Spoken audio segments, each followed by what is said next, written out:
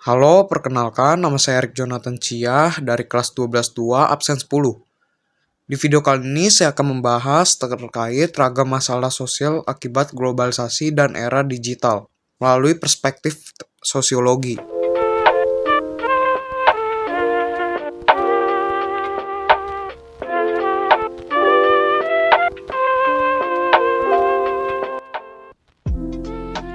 Oke, bisa dilihat di atas merupakan ilustrasi terjadinya cyberbullying.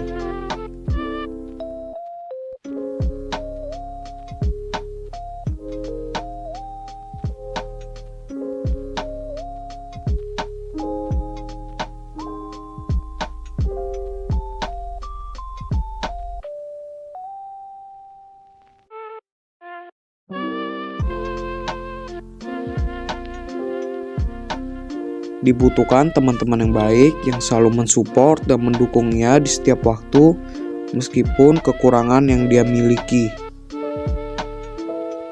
Kita masuk ke dalam pengantar dan dampak umum. Untuk globalisasi mempercepat interaksi antar negara. Ini mencakup aspek ekonomi, budaya, dan sosial. Untuk digitalisasi sendiri, digitalisasi mengubah cara kita berkomunikasi. Ini juga mengubah cara kita bekerja dan berinteraksi. Jadi dampak umum dari kedua proses ini membawa perubahan besar. Perubahan ini mempengaruhi struktur sosial dan kehidupan individu maupun kelompok. Kita masuk ke dalam materi utama kita, yaitu cyberbullying.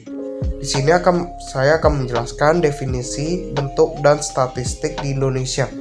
Yang pertama, definisi cyberbullying adalah tindakan intimidasi, pelecehan, atau penghinaan yang dilakukan melalui media elektronik, seperti media sosial, pesan teks, atau email.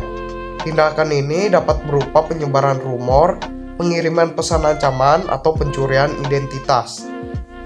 Yang kedua, bentuk-bentuk cyberbullying. Bentuk cyberbullying meliputi flaming, pertengkaran online, harassment, pelecehan berkelanjutan, outing, penyebaran informasi pribadi, exclusion, pengucilan online, dan cyberstalking, penguntitan online. Yang ketiga ada statistik di Indonesia. Survei menunjukkan bahwa tingkat cyberbullying di Indonesia cukup tinggi, terutama di kalangan remaja. Banyak kasus tidak dilaporkan karena korban merasa malu atau takut.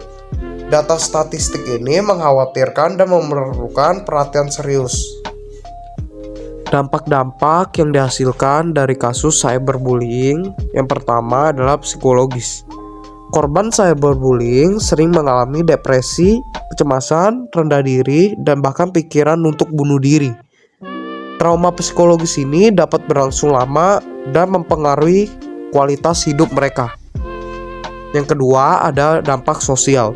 Cyberbullying dapat menyebabkan isolasi sosial, kesulitan membangun hubungan, dan penurunan prestasi akademik. Korban merasa malu dan takut berinteraksi dengan orang lain. Ketiga, ada kesehatan fisik. Stres akibat cyberbullying dapat menyebabkan masalah kesehatan fisik seperti sakit kepala, gangguan tidur, dan masalah pencernaan.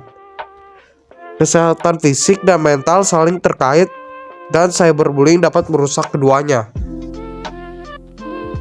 Cara kita menghadapi cyberbullying. Yang pertama, jangan merespon.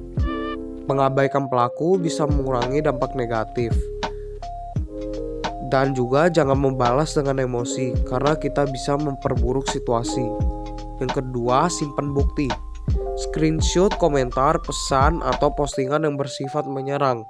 Bukti ini bisa digunakan untuk melaporkan ke pihak yang berwenang. Ketiga, blokir dan laporkan pelaku.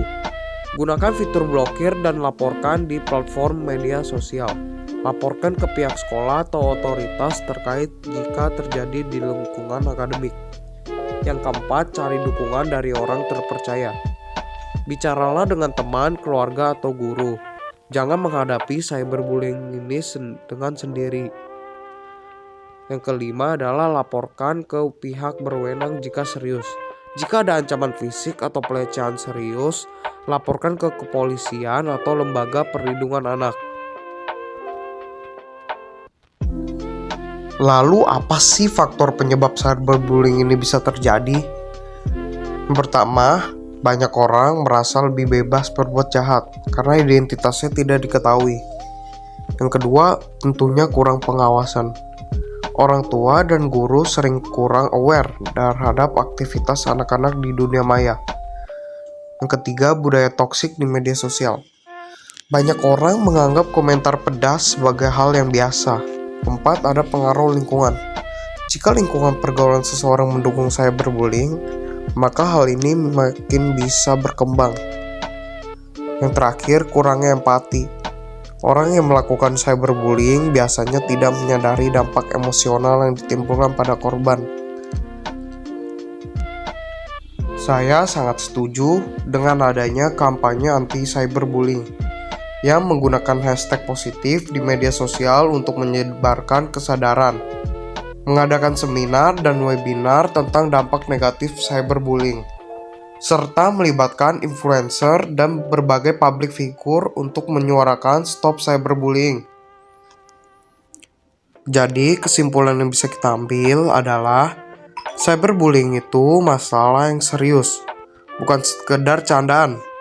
Dari perspektif sosiologi, ini termasuk penyimpangan sosial yang bisa merusak interaksi dan kesejahteraan mental seseorang. Jika dibiarkan, dampaknya bisa luas, mulai dari individu, komunitas, sampai masyarakat secara keseluruhan. Oleh karena itu, semua pihak, baik individu, keluarga, maupun pemerintah, harus ikut berperan dalam mencegah dan mengatasi cyberbullying.